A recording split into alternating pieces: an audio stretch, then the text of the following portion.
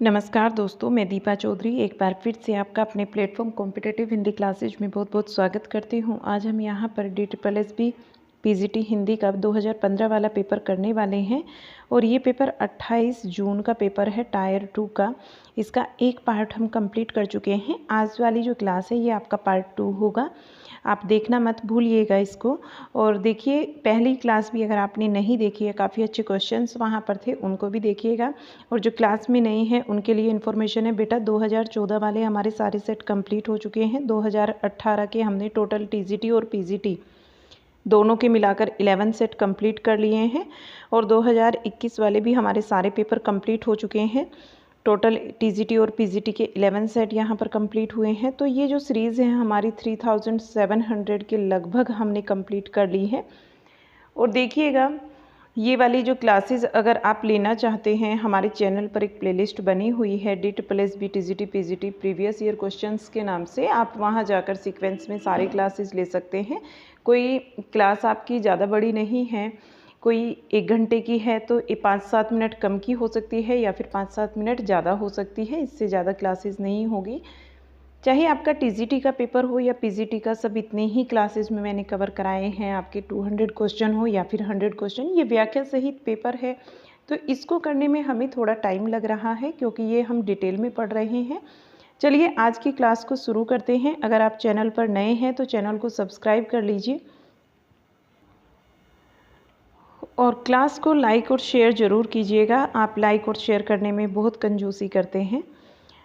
चलिए क्लास को शुरू करते हैं। क्वेश्चन नंबर 51 आज की क्लास का हमारा पहला क्वेश्चन होगा। देखिएगा, कुतुबन के गुरु का नाम बताना है। यहाँ पर शेख बुरहान हमारा राइट आंसर हो जाएगा। कुतुबन के गुरु का नाम शेख बुरहान। और कुतुबन के जो ये गुरु हैं शेख बुरहान जी, ये शेर शाह के पिता जो हुसैन शाह थे उनके समकालीन थे। कुतुबन हैं आपके, ये सूफी प्रेम आख्य परंपरा के कवि थे और इनका एक प्रसिद्ध ग्रंथ था जिसका नाम था मृगावती। क्वेश्चन 52, सूफी कवियों का सबसे प्रिय अलंकार कौन सा है? सूफी कवियों के सबसे प्रिय अलंकार की बात करते हैं तो समासोक्ति राइट आंसर बन जाएगा। सूफी कवियों का सबसे प्रिय अलंकार समासोक्ति है। जायसी सूफी कवियों में सबसे प्रमुख कवि माने जाते हैं और इन्होंने पद्मावत महाकाव्य की रचना की है। और सूफी कवियों की प्रमुख जो भाषा अवधि थी, इनकी जो भाषा थी वो अवधी भाषा थी, इसको ध्यान में रखेंगे। इनकी जो सूफी कवियों की प्रमुख भाषा मानी जाती थी वो अवधी मानी जाती थी। क्वेश्चन 53, रसरतन के रचयिता बताने हैं और राइट आंसर पूहकर कवि हो जाएगा। रसरतन के रचयिता पूहकर कवि हैं। इनका रचना काल संवत 1673 है। जान कवि सूफी कवियों में सबसे अधिक रचना करने वाले कवि हैं। शेख नबी की प्रमुख रचना ज्ञानदीप है और इसमें राजा ज्ञानदीप तथा रानी देवयानी की कथा वर्णित है। 54 क्वेश्चन, आलवर वैष्णवों की संख्या है। आलवर वैष्णवों की संख्या मैंने पहले भी बताई आपको, ये 12 हैं टोटल। आलवर जो वैष्णव हैं कितने हैं? 12। आलवर वैष्णवों की संख्या 12 है और दक्षिणी भारतीय वैष्णव भक्तों को अलवर कहते हैं। अलवरों ने कृष्ण और राम दोनों की आराधना की है। इनका संबंध दक्षिण भारत के केरल प्रांत से था। अलवर संतों में सर्वाधिक लोकप्रिय षटकोप थे। क्वेश्चन 55, रामचरितमानस में विभत्सरस का प्रयोग किन कांडों में मिलता है? किन कांडों की बात हो रही है? तो देखिए, इसका जो राइट आंसर होगा, जो विभत्सरस मिलता है रामचरितमानस में, ये हमें अरण्य कांड में और लंका कांड में देखने को मिलता है।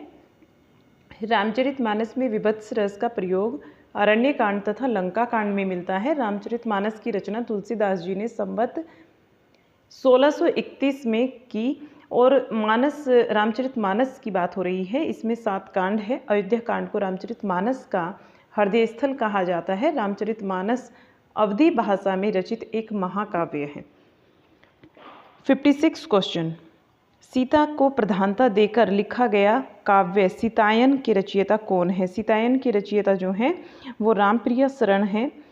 व्याख्या को देखते हैं। सीतायन को प्रधानता देकर लिखा गया काव्य सीतायन के रचयिता, जो काव्य लिखा गया है गद्य का, ये काव्य लिखा गया है आपका सीतायन, इसके रचयिता रामप्रिय शरण हैं और नाभादास तुलसीदास के समकालीन राम भक्त कवि थे। नाभादास ने हिंदी में भक्तमाल परंपरा का सूत्रपात किया है। इनके गुरु का नाम अग्रदास था। इन्होंने ब्रज भाषा में भक्तमाल की रचना की है। 57 क्वेश्चन, समग्र भक्तिकालीन काव्य पर कौन सी विशेषता लागू होती है? समग्र भक्तिकालीन काव्य की बात हो रही है और इस पर कौन सी विशेषता लागू होती है, ये आपसे पूछा जा रहा है। तो यहाँ पर जो राइट आंसर बनता है हमारा, ये हो जाएगा अहंकार का त्याग। क्या हो जाएगा? अहंकार का त्याग। सी हमारा राइट आंसर बनेगा। देखिए इसकी व्याख्या को, भक्तिकालीन काव्य पर अहंकार का त्याग विशेषता लागू होती है और भक्तिकालीन कवियों में, जो भक्तिकालीन कवि हैं, इनमें अहंकार की भावना का अभाव तथा कबीर जैसे भक्त कवियों ने सामान्य जनमानस को भी अहंकार से दूर रहने का संदेश दिया था।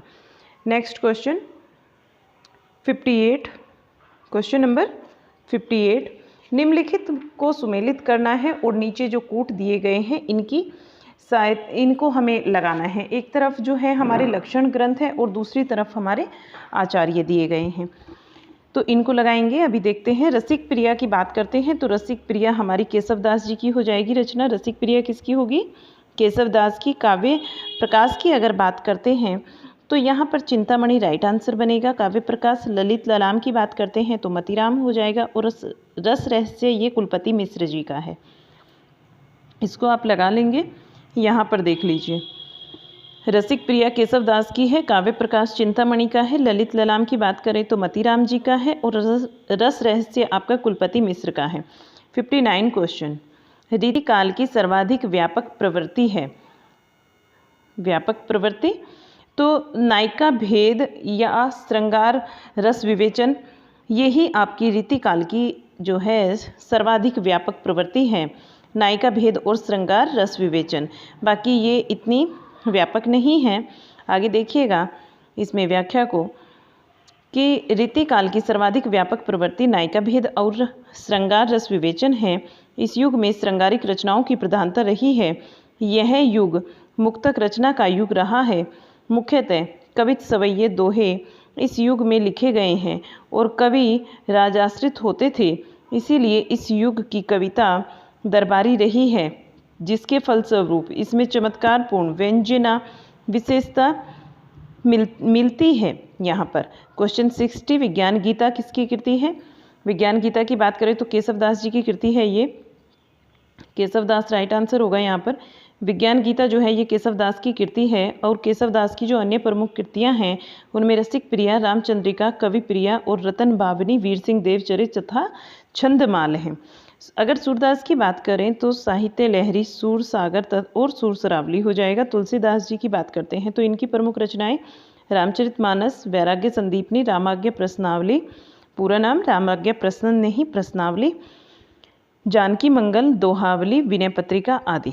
क्वेश्चन 61, भाषा भूषण के रचयिता कौन है? महाराज जसवंत सिंह राइट आंसर होगा। भाषा भूषण के रचयिता महाराज जसवंत सिंह है और ये रीति काल के प्रमुख कवियों में से एक हैं। इनकी जो प्रमुख रचनाएं हैं वे निम्नलिखित हैं: अप्रोक्त सिद्धांत, सिद्धांत बोध, अनुभव प्रकाश आदि। नेक्स्ट क्वेश्चन को देखें, इसकी कुछ और व्याख्या है, इसको देखते हैं पहले। भूषण की रचनाएं शिवराज भूषण, शिवा बावनी, छत्रसाल दशक। और देव की रचनाओं की बात करें तो भाविलास, भवानी विलास, काव्य रसायन, देव माया प्रपंच। कुलपति मिश्र की रचनाएं रहस्य, रस रहस्य, श्रृंगार, सार और युक्ति, तरंगिणी, द्रोण, प्रव और नक्सिक। क्वेश्चन 62, रीतियुगीन कवियों का सर्वाधिक प्रिय छंद रहा है। रीतियुगीन जो कवि थे इनका सर्वाधिक प्रिय छंद सवैया, राइट आंसर। रीतियुगीन कवियों का सर्वाधिक प्रिय छंद सवैया रहा है। रीति काल को 3 भागों में विभक्त किया जा सकता है: रीतिबद्ध, रीतिसिद्ध और रीति मुक्त। रीति काल की मुख्य भाषा जो काव्य भाषा है वो ब्रज रही है। रीति काल की मुख्य काव्य भाषा ये ब्रज रही है, ब्रज। क्वेश्चन 63, भूषण के ग्रंथों में अलंकार निरूपक ग्रंथ कौन सा है? तो शिवराज भूषण ये अलंकार निरूपक ग्रंथ है। भूषण के ग्रंथों में शिवराज भूषण अलंकार निरूपक ग्रंथ है और भूषण रीति काल में रीतिबद्ध काव्य धारा के प्रमुख कवि थे। भूषण जी रीति काल के अंतर्गत जो रीतिबद्ध धारा आती है उसमें प्रमुख कवि थे। भूषण मुख्यतः वीर रस के कवि हैं और इसको भूषण की उपाधि चित्रकूट राजा रुद्र साहा ने प्रदान किया था इस उपाधि को, भूषण की उपाधि को चित्रकूट के राजा रुद्रसाह ने इसे प्रदान किया था और इन्होंने अपने काव्य में शिवाजी तथा छत्रसाल की वीरता पूर्ण कार्यों का वर्णन किया है। 64 क्वेश्चन, मतीराम की भाषा बतानी है। कौन सी है मतीराम की भाषा? तो इनकी जो भाषा है वो साहित्यिक ब्रज भाषा है। मतीराम जी की जो भाषा है वो साहित्यिक ब्रज भाषा है। मतीराम की भाषा साहित्यिक ब्रज भाषा है। मतीराम चिंतामणि और भूषण के सहोदर हैं। ये इनके भाई थे। मतीराम जी चिंतामणि और भूषण के भाई थे और आचार्य रामचंद्र शुक्ल के अनुसार मतीराम की सी संदिग्ध और प्रसादपूर्ण भाषा रीति का अनुसरण करने वालों में कोई बहुत ही कम मिलती है। जो रीति का इस तरीके से अनुसरण करता है ऐसा और कोई नहीं मिला जैसा प्रयोग इन्होंने मतीराम जी ने किया है। मतीराम की सी संदिग्ध और प्रसादपूर्ण भाषा रीति का अनुसरण करने वालों में बहुत ही कम मिलती है। मतीराम के प्रमुख जो ग्रंथ हैं फूल मंजरी, साहित्य सार, रसराज, ललित ललाम और व्रत कौमुदी आदि। 65 क्वेश्चन, व्योग श्रृंगार का प्रधान मुक्तक कवि है। व्योग श्रृंगार का प्रधान मुक्तक कवि यहाँ पर घनानंद हो जाएगा। व्योग श्रृंगार का प्रधान मुक्तक कवि घनानंद है और घनानंद रीति मुक्तक धारा के प्रमुख कवि हैं। ये मोहम्मद शाह रंगीला के आश्रय में रहते थे। घनानंद की प्रमुख रचनाएं सुजान सार, इश्कलता, वियोग, बेली, कोकसार, यमुना, यश आदि। क्वेश्चन 66, इनमें से किस ग्रंथ में सबसे प्राचीन गद्य का नमूना द्रष्टव्य है? सबसे प्राचीन गद्य का नमूना बताना है, किस में द्रष्टव्य है? गोरखसार राइट आंसर। गद्य का नमूना, सबसे प्राचीन गद्य का नमूना गोरखसार में द्रष्टव्य है। यह गोरखनाथ जी की रचना है। गोरखनाथ के गुरु का नाम मत्स्येंद्र नाथ था और मिश्र बंधुओं ने गोरखनाथ को हिंदी का प्रथम गद्य लेखक माना है। गोरखनाथ की प्रमाणिक जो ग्रंथ हैं वे इस प्रकार से हैं: आत्मबोध, ज्ञान तिलक, ज्ञान चौतीसा और पंचमात्रा, ये मिलेंगे हमें। आगे चलें तो आगे देखते हैं इसमें क्या दिया है। इंशाअल्लाह खां के द्वारा रचित रानी केतकी की कहानी को उदयभान चरित के नाम से भी जाना जाता है। भाषा योग वशिष्ठ राम प्रसाद निरंजनी की रचना है। भाषा योग वशिष्ठ की भाषा मूलतः पंजाबी ब्रज भाषा मिश्रित खड़ी बोली है। 67 क्वेश्चन, लल्लू लाल जी का सर्वाधिक प्रसिद्ध ग्रंथ है। लल्लू लाल जी का सबसे जो प्रसिद्ध ग्रंथ है ये प्रेम सागर है। लल्लू लाल जी का सर्वाधिक प्रसिद्ध ग्रंथ प्रेम सागर है और लल्लू लाल उर्दू को यामिनी भाषा कहते हैं। उन्होंने प्रेम सागर की रचना करते समय यामिनी भाषा को छोड़ने की बात कही थी। आचार्य शुक्ल ने लिखा है कि लल्लू लाल जी की भाषा कृष्णोपासक व्यासों की सी ब्रज रंजित खड़ी बोली है। लल्लू लाल की अन्य प्रमुख रचनाएं मधोनल, राजनीति, सभा विलास, लाल चंद्रिका इत्यादि हैं। 68 क्वेश्चन, सुखसागर का विषय है। सुखसागर का विषय बताना है तो विष्णु पुराण के उपदेशात्मक प्रसंग, ये सुखसागर का विषय है और यह मुंशी सदा सुखलाल नियाज की प्रमुख रचना भी है। मुंतक बुतवारी इनकी अन्य रचना है। यह फोर्ट विलियम कॉलेज से संबंधित थे। 69 क्वेश्चन, यहाँ पर कारण और कथन दिया गया है, बताना है कौन सा ठीक है। भारतेंदु युग के आते आते हिंदी में अनेक पत्र पत्रिकाओं का प्रकाशन आरंभ हो गया था। सही बात है। भारतेंदु युग के सभी लेखक पत्रकार थे, ये भी सही है, दोनों ही सही हैं। यहाँ पर देखिए इसमें जो आंसर लगेगा आपका ये हो जाएगा, यहाँ दोनों सही है, एक ही सही व्याख्या करता है आर। आगे चलें क्वेश्चन 70, हिंदी को आर्य भाषा का दर्जा देने वाले हैं दयानंद सरस्वती राइट आंसर। इसकी व्याख्या को भी देखते हैं। हिंदी को आर्य भाषा का दर्जा देने वाले दयानंद सरस्वती हैं और दयानंद सरस्वती ने 1875 में आर्य समाज की स्थापना की थी। इन्होंने संस्कृत निष्ठ हिंदी भाषा को प्रमुखता प्रदान की है। क्वेश्चन 71, खड़ी बोली हिंदी का विकास किस भाषा से हुआ है? खड़ी बोली हिंदी के विकास की अगर बात करें तो ये अपभ्रंश राइट आंसर हो जाएगा। यहाँ पर अपभ्रंश से हुआ है। खड़ी बोली हिंदी का विकास अपभ्रंश भाषा से हुआ है और खड़ी बोली का विकास शोरसैनी अपभ्रंश से हुआ है। यह शोरसैनी अपभ्रंश के पश्चिमी हिंदी के अंतर्गत आती है। पश्चिमी हिंदी के अंतर्गत निम्नलिखित बोलियां आती हैं, जिसमें खड़ी बोली, ब्रज, बुंदेली, हरियाणवी और कन्नौजी, ये 5 बोलियां पश्चिमी हिंदी के अंतर्गत आती हैं और ये आपका रिपीटेड भी है क्वेश्चन। ऊपर भी कई सारे क्वेश्चन रिपीटेड हैं, बस मैंने बोला नहीं है आपको। चलिए क्वेश्चन 72 राजा लक्ष्मण सिंह के द्वारा संपादित पत्र है। जो राजा लक्ष्मण सिंह ने संपादित किया है पत्र, वो प्रजा हितोषी आपका राइट आंसर है।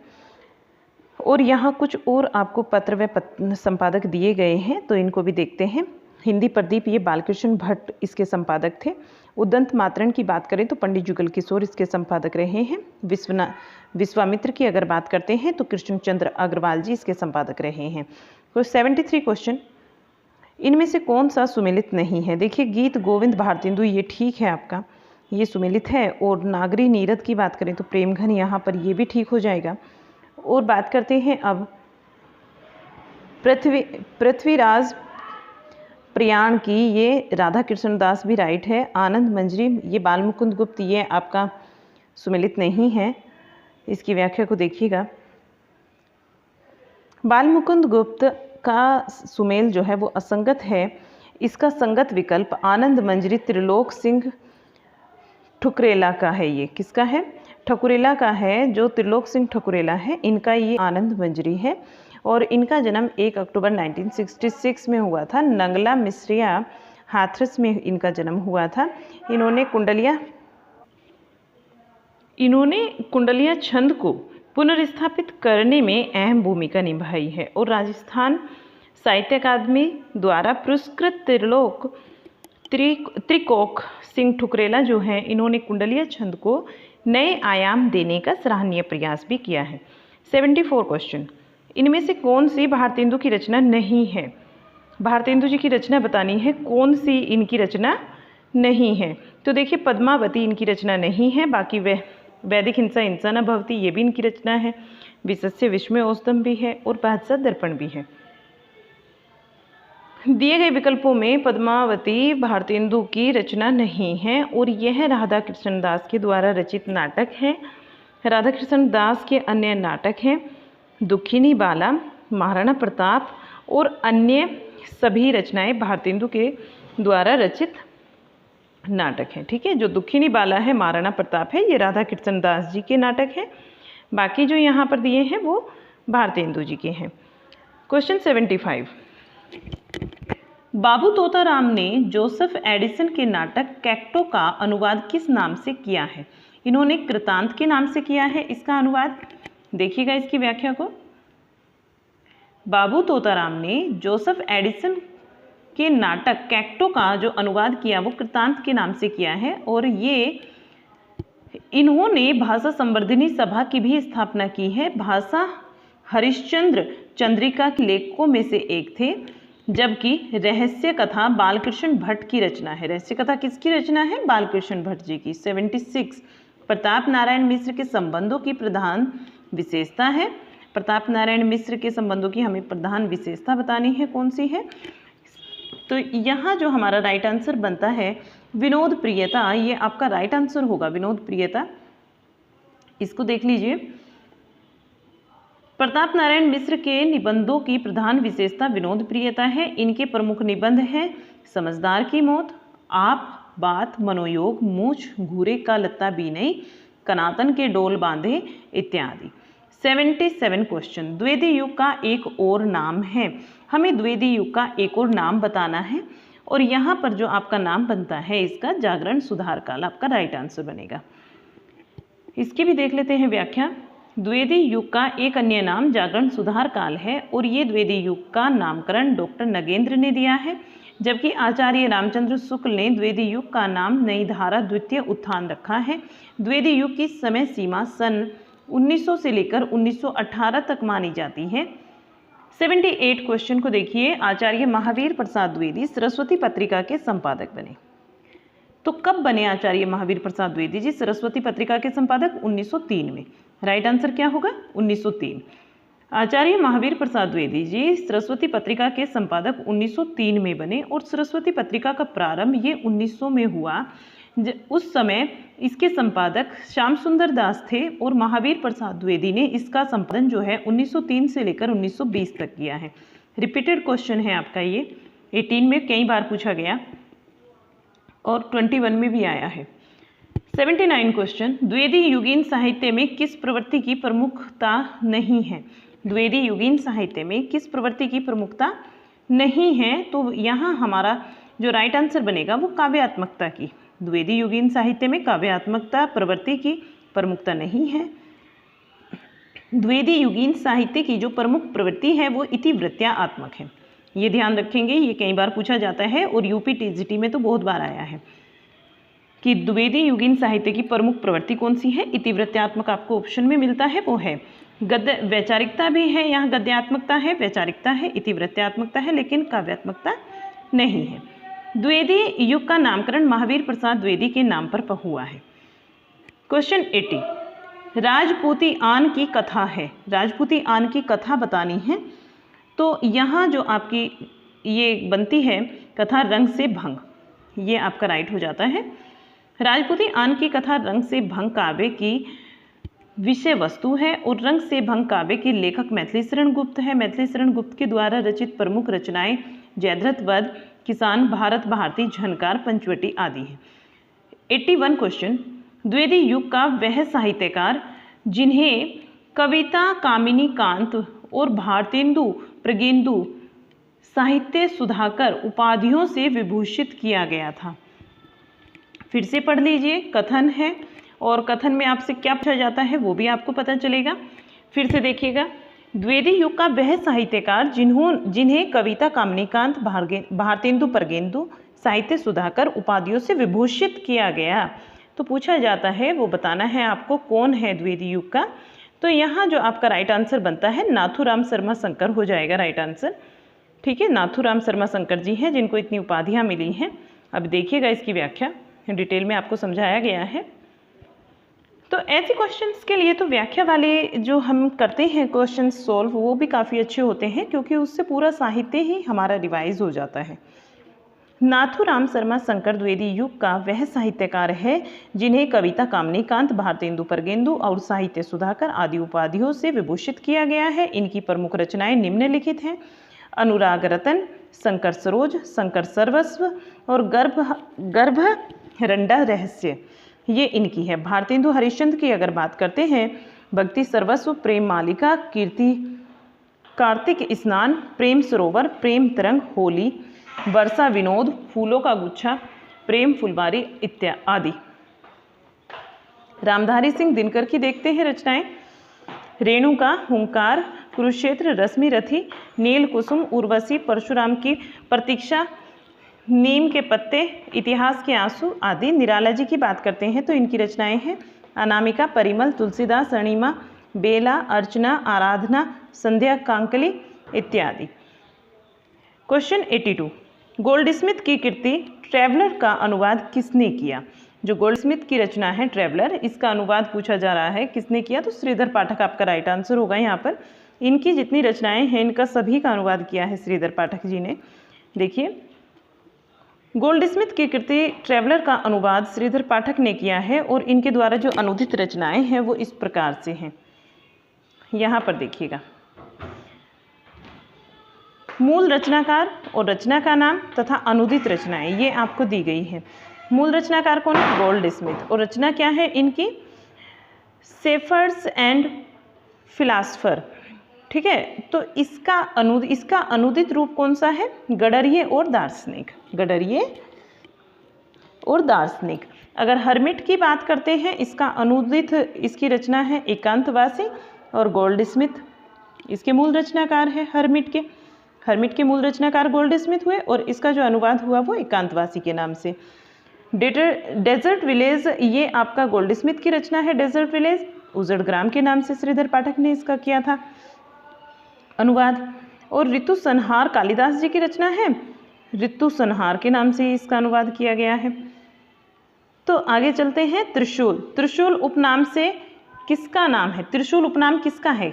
ये कल भी मैंने आपको बताया था और ये परसों वाले क्लास में शायद, हाँ 15 का जो हमने लास्ट पेपर किया है ना 26 जून वाला, उसमें ये क्वेश्चन आया था कि त्रिशूल उपनाम किसका है, या वहाँ क्वेश्चन था कि त्रिशूल के उपनाम से कौन रचनाएं करता है। स्नेही और त्रिशूल, ये गया प्रसाद शुक्ल स्नेही का उपनाम है। ये त्रिशूल नाम से भी कविताएं करते थे और स्नेही के नाम से भी श्रृंगारिक कविताएं करते थे। तो यहाँ देखिएगा सुमित्रा नंदन पंत, इनका उपनाम प्रकृति का सुकुमार कवि। रामधारी सिंह दिनकर की बात करें तो अधैर्य का कवि और समय सूर्य का कवि कहा गया है। 84 क्वेश्चन, ब्रज कोकिल के नाम से प्रसिद्ध है। ब्रज कोकिल के नाम से कौन प्रसिद्ध है, यहाँ पर बताना है आपको। बताइएगा ब्रज कोकिल किसको कहा जाता है, तो सत्यनारायण कविरत्न को ब्रज कोकिल कहा जाता है। आगे चलते हैं और इसकी व्याख्या को भी देखते हैं। यहाँ देखिएगा, ब्रज कोकिल के नाम से प्रसिद्ध सत्यनारायण कविरत्न है और अयोध्या सिंह उपाध्याय को हरिओद उपनाम उपाधि दी गई है, उपनाम से दिया गया है इनको। श्रीधर पाठक को कविभूषण के उपनाम से जाना जाता है। जगन्नाथ दत्त को जाना जाता है रत्नाकर उपनाम से। क्वेश्चन 85, सूची 1 को 2 से सुमेलित करना है और नीचे दिए गए कूट की सहायता से उत्तर को चुनना है। सूची 1 और 2 में आपको रचनाएं और रचनाकार दिए गए हैं। तो यहाँ हमें बताना है कौन सी रचना किस रचनाकार की है। यहाँ पर देखिए, वीर पंचरत्न की बात करते हैं तो लाला भगवान दीन हमारा राइट आंसर बनता है। वीर पंचरत्न ये लाला भगवान दीन की है। उल्हाना पंचक की अगर बात करें तो अमीर अली मीर हमारा राइट आंसर होगा, अमीर अली मीर। मातृ वंदना की अगर बात करते हैं तो यहाँ पर हमारा जो राइट आंसर बनेगा गिरिधर शर्मा नवरत्न हो जाएगा। और कानन कुसुम किसकी हुई, फिर मुकुटधर पांडे की। कानन कुसुम किसकी होती है, यहाँ से जाइएगा आप इस पर, मुकुटधर पांडे की थी है। ठीक है, इस तरीके से आप यहाँ पर खुद से मैचिंग कर लीजिएगा और ये देख सकते हैं आप। वीर पंचरत्न की बात करें तो लाला भगवान दीन, उल्हाना पंचक अमीर अली मीर और मातृ वंदना गिरिधर शर्मा नवरत्न, कानन कुसुम मुकुटधर पांडे। 86 क्वेश्चन, उद्धव शतक में छंद पूछा जा रहा है आपसे कि कितने छंद हैं उद्धव शतक में। 116 छंद है। राइट आंसर क्या लगाएंगे, 116। यहाँ देखिएगा, उद्धव शतक में 116 छंद हैं और इसके लेखक जगन्नाथ दास रत्नाकर हैं। ये उर्दू में जकी के उपनाम से कविताएं करते थे। इनके द्वारा रचित ग्रंथ है गंगा अवतरण, हरिश्चंद्र, हिंडोला, कलकासी, वीराष्टक। किसके हैं, जगन्नाथ दास रत्नाकर के। 87 क्वेश्चन, छायावाद शब्द का प्रयोग सबसे पहले किया था। किसने किया था छायावाद शब्द का प्रयोग, मुकुटधर पांडे ने किया था। छायावाद शब्द का सबसे पहले प्रयोग मुकुटधर पांडे ने किया ऐसा माना जाता है। और मुकुटधर पांडे ने जबलपुर से प्रकाशित पत्रिका में सन 1920 ईस्वी में हिंदी में छायावाद शीर्षक से 4 किस्तों में एक लेख प्रकाशित किया। क्वेश्चन 88, छायावाद की निम्नलिखित विशेषताएं हो सकती हैं। छायावाद की निम्नलिखित विशेषताएं हो सकती हैं, तो कौन सी विशेषताएं हो सकती हैं इसमें आपको बताना है। और इसका जो आंसर है आपको इनमें बताना है कि इनमें से कौन सा विकल्प आपका सही है, कौन कौन से सही हैं। ठीक है, तो देख लेते हैं इसको। देखिए, इसमें एक तो आपका स्वच्छंदतावाद आपका सही है, भावावेश ये ठीक हो जाएगा आपका, और विशेषण विपर्य भी आपका हो जाएगा। ठीक, अगर बात करते हैं हम अगर बात करते हैं मूर्त विधान की, तो मूर्त विधान भी आपका यहाँ पर ठीक हो जाएगा। मूर्त विधान भी क्या हो जाएगा, ठीक हो जाएगा आपका, ये भी आपका हो सकता है। और इतिवृत्त्यात्मकता ये आपका नहीं होगा। ठीक है, ये नहीं होगा। तो आपका कौन सा आंसर बनेगा, इतिवृत्त्यात्मक तो द्विवेदी युग की है ना। हाँ, तो यहाँ आपका छायावाद की नहीं है, ये द्विवेदी युग की है। इतिवृत्त्यात्मकता को देखते ही आप इसको छोड़ देते। और कौन कौन से आपका हो सकता है ये बताना था। तो आपका विशेषण विप्राय, छंदावेश, भावावेश और मूर्त विधान। तो आगे चलते हैं एक बार। यहाँ पर देखिए, यही पूछा जा रहा है आपसे कि इनमें कौन सा सही है, तो हमारे राइट आंसर हो जाएंगे। इतिवृत्त्यात्मक नहीं होगा, 1 2 3 है ना वहाँ पर, ये ठीक कर देंगे हम। क्वेश्चन 89, कलाधर किस कवि का आरंभिक उपनाम है। तो हमें बताना है कलाधर के नाम से किसको जाना जाता है। तो जयशंकर प्रसाद यहाँ पर राइट आंसर बन जाएगा। सुमित्रा नंदन पंत जी को कहते हैं प्रकृति का सुकुमार कवि। राम कुमार वर्मा की अगर बात करते हैं, एकांकी सम्राट भी इनको बोला जाता है। और सूर्यकांत त्रिपाठी को निराला के नाम से, निराला उपनाम से भी जाना जाता है। कामायनी की श्रद्धा किसका प्रतीक है? कामायनी की श्रद्धा जो है ये हृदय का प्रतीक है और कामायनी जयशंकर प्रसाद के द्वारा रचित महाकाव्य है। कामायनी में 15 सर्ग हैं। कामायनी के पात्र व प्रतीक इस प्रकार से हैं, आप देखिए इनको। मनु जो है यहाँ पर, मनु अगर बात करते हैं मन का प्रतीक है, श्रद्धा हृदय का प्रतीक है, इड़ा बुद्धि का है और कुमार जो है ये मानव का प्रतीक है। क्वेश्चन 91, साहित्यिक क्षेत्र में सर्वाधिक विरोध किसका हुआ था? साहित्य के क्षेत्र में सर्वाधिक विरोध अगर बात करते हैं किसका हुआ था, तो निराला जी का विरोध हुआ सर्वाधिक। साहित्य के क्षेत्र में सर्वाधिक विरोध जो है वो निराला का हुआ है। निराला छायावाद के प्रमुख कवि हैं। निराला जी छायावाद के प्रमुख कवि हैं। निराला की प्रमुख रचनाएं अनामिका, परिमल, गीतिका, तुलसीदास, नए पत्ते, आराधना, संध्या, कांकली हैं। जयशंकर प्रसाद की बात करें तो वन मिलन, प्रेम राज्य, अयोध्या का उद्धार, महाराणा का महत्व, झरना, आंसू, लहर, कामायनी है। रामधारी सिंह दिनकर की बात करते हैं, हुंकार, रश्मि रथी इनकी है, कुरुक्षेत्र है, सामधेनी है, दिल्ली और आत्मा की आंखें, धूप और धुआं, नीम के पत्ते, इतिहास के आंसू इनका है। हरिओत जी की बात करते हैं, काफ़ी फेमस है आपके ये राइटर सारे ही। कृष्ण शतक, रसिक रहस्य, चोखे चौपते, पद्म प्रसून और रस कलश, फूल पत्ते, कल्पलता, ग्राम गीत। क्वेश्चन 92, क्लास पसंद आ रही हो तो लाइक ज़रूर कीजिए, इसको शेयर कीजिएगा अपने दोस्तों में। चैनल पर अगर नए हैं, अभी तक सब्सक्राइब नहीं किया तो सब्सक्राइब कर लीजिए। 92 क्वेश्चन को देखिएगा। पूछा जाता है कौन अरविंद दर्शन से बहुत ही ज़्यादा प्रभावित थे? तो राइट आंसर आपका बनता है सुमित्रा नंदन पंत जी। ये अरविंद दर्शन से बहुत प्रभावित थे, छायावाद के प्रमुख कवि और उनके प्रमुख कवि हैं और उनके दर्शन जो है इस निम्नलिखित हैं। तो आप इनके यहाँ पर दर्शन को भी देखिएगा कौन कौन से हैं। हाँ, कवि और दर्शन यहाँ दिए गए हैं आपको। सूर्यकांत त्रिपाठी, निराला जो है ये वेदांत दर्शन से प्रभावित थे। महादेवी वर्मा की बात करें तो बौद्ध दर्शन से प्रभावित थी। जयशंकर प्रसाद की बात करते हैं तो शैव दर्शन से। और अरविंद दर्शन से कौन प्रभावित थे? पंत जी। क्वेश्चन 93 को देखिए। तेरा वैभव देखूं या जीवन का क्रंदन देखूं, तेरा वैभव देखूं या जीवन का क्रंदन देखूं, ये पंक्ति पूछा जाता है। और कितनी खूबसूरत पंक्ति है ये, महादेवी वर्मा ने लिखी है। चलिए आगे देखते हैं। तेरा वैभव देखूं या जीवन का क्रंदन देखूं, यह पंक्तियां महादेवी वर्मा की हैं। महादेवी वर्मा छायावाद की प्रमुख कवयित्री मानी जाती हैं। इनकी जो प्रमुख रचनाएं हैं, निहार, रश्मि, निर्जा, संध्या गीत, यामा। अन्य प्रमुख पंक्तियां इस प्रकार से हैं। निराला जी की देखिए। शक्ति की करो मौलिक कल्पना, करो पूजन, शक्ति की करो मौलिक कल्पना, करो पूजन, छोड़ दो समर जब तक ना सिद्ध हो रघुनंदन। बच्चन जी की देखिए पंक्ति। मैं जीवन में कुछ ना कर सका, मैं जीवन में कुछ ना कर सका, जग में अंधियारा छाया था। मैं जीवन में कुछ ना कर सका, जग में अंधियारा छाया था। और आगे क्या कहते हैं, आगे जी की पंक्तियां देखिए, ये भी कितनी अच्छी पंक्तियां हैं। मौन भी अभिव्यंजना है, मौन भी अभिव्यंजना है, जितना तुम्हारा सच है उतना ही कहो, उतना ही कहो। 94 क्वेश्चन।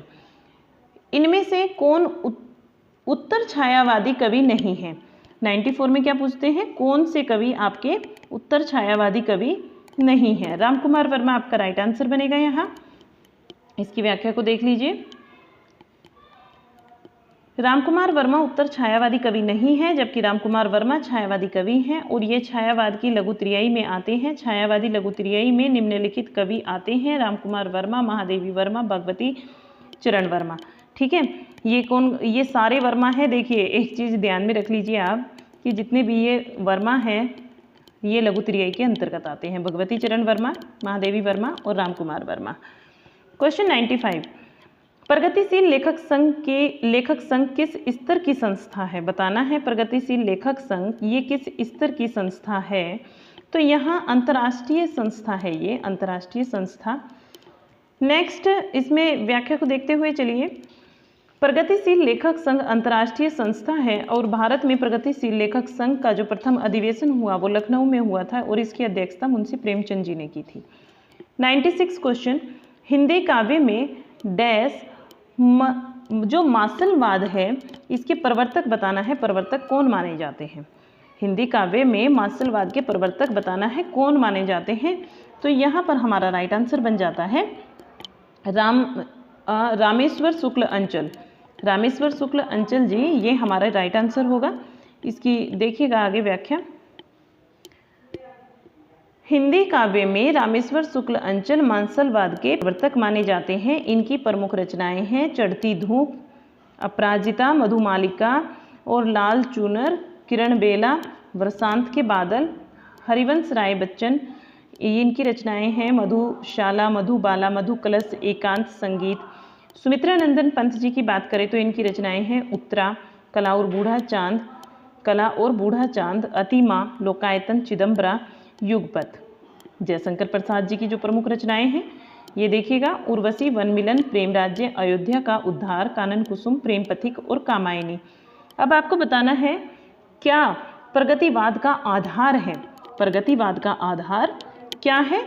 तो द्वंद्वात्मक भौतिकवाद, ये प्रगतिवाद का आधार है। यहाँ राइट आंसर होगा आपका। और इसकी व्याख्या को भी देखिए। द्वंद्वात्मक भौतिकवाद ये प्रगतिवाद का आधार है। लखनऊ में अप्रैल 1936 में प्रगतिशील लेखक संघ की स्थापना और प्रथम अधिवेशन के समय हिंदी में प्रगतिवादी आंदोलन की शुरुआत होती है। इस अधिवेशन के प्रथम अध्यक्ष मुंशी प्रेमचंद थे। क्वेश्चन 98 और आज हमारे जो क्वेश्चंस होंगे वो 100 क्वेश्चन तक होंगे। ठीक है, 2 पार्ट्स में। अगले जो बचे हुए 100 क्वेश्चन है वो नेक्स्ट 2 पार्ट में कर लेंगे, कंप्लीट हो जाएगा पेपर हमारा। क्वेश्चन 98 को देखिए। त्रिलोचन का वास्तविक नाम क्या है? त्रिलोचन का वास्तविक नाम बताना है वासुदेव सिंह, यहाँ त्रिलोचन का वास्तविक नाम होगा। और गजानन माधव मुक्ति बोध ने त्रिलोचन को अवध का किसान कहा है। क्या कहा है? अवध का किसान कहा है, किसान कवि गजानन माधव मुक्ति बोध जी ने। मुक्ति बोध इनकी उपाधि है। त्रिलोचन की प्रमुख रचनाएं धरती, गुलाब और बुलबुल, दिगांत, ताप के ताए हुए दिन, शब्द, मैं उस जनपद का कवि हूँ, उस जनपद का कवि हूँ, और अर्घान, तुम्हें सौंपता हूँ, ये आदि रचनाएं जो हैं त्रिलोचन जी की हैं। क्वेश्चन 99, इनमें से कौन सुमेलित नहीं है? जो सुमेलित नहीं है वो बताना है। तो देखिए, मुक्ति मार्ग भारत भूषण अग्रवाल, ये आपका सुमेलित है। पिघलते पत्थर रांगे राघव, ये भी सुमेलित है। अजय खंडहर निराला, ये आपका सुमेलित नहीं है। प्रलय सर्जन शिवमंगल सिंह सुमन, ये भी आपका सुमेलित है। इसकी व्याख्या को देखिएगा। अजय खंडर ये निराला का नहीं है, इसका जो सही सुमेल होता अजय खंडर का वो रांगे राघव से होता। ठीक है, रांगे राघव से। बाकी आपके सारे ठीक हैं। और लास्ट क्वेश्चन आज की क्लास का एंड 100 नंबर का क्वेश्चन आप देखिए। इसमें से कौन सी नागार्जुन के द्वारा रचित रचना नहीं है? नागार्जुन की रचना नहीं है बताना है। और कला और बूढ़ा चांद, ये इनकी रचना नहीं है। ये किसकी है? पंत जी की रचना है, अभी पढ़ा था हमने। और यहाँ देखिए, जो पाषाणी हैं, चंदना है और रविंद्र के पति हैं, ये सारी रचनाएं नागार्जुन जी की हैं। कला और बूढ़ा चांद किसकी है? ये पंत जी की रचना है। स्वर्ण किरण, स्वर्ण धुली, युगपथ, युगांत, युगवाणी, ग्राम्या, ये सारी रचनाएं हमारी पंत जी की हैं। कैसी आपको आज की क्लास लगी ये ज़रूर बताना कमेंट बॉक्स में। आप कमेंट नहीं करते हैं तो कमेंट ज़रूर किया करें। ठीक है, क्लास कैसी लगी वो भी बताइए। कोई डाउट हो तो वो भी पूछिएगा। और अगर आप जानना चाहते हैं आपको क्लासेस नहीं मिल रही है तो मैं फिर से बता दूं, हमारे चैनल पर प्लेलिस्ट बनी हुई है। DSSB TGT PGT previous year questions के नाम से सारी क्लासेज आपको सीक्वेंस में मिल जाएंगी। वहाँ मैंने सारे पेपर कराए हुए हैं। ज़रूर जाइएगा चैनल पर, ज़रूर देखिएगा। आप हमारे साथ में टेलीग्राम चैनल और व्हाट्सएप चैनल पर भी जुड़ सकते हैं। ठीक है, चलिएगा आगे की बातें और आगे की क्वेश्चंस कल वाली क्लास में करेंगे। अपने दोस्तों को शेयर करना मत भूलिएगा, लाइक ज़रूर कीजिएगा, सब्सक्राइब कर लीजिए चैनल को। मिलते हैं नई क्लास में एक और, तब तक के लिए बाय बाय।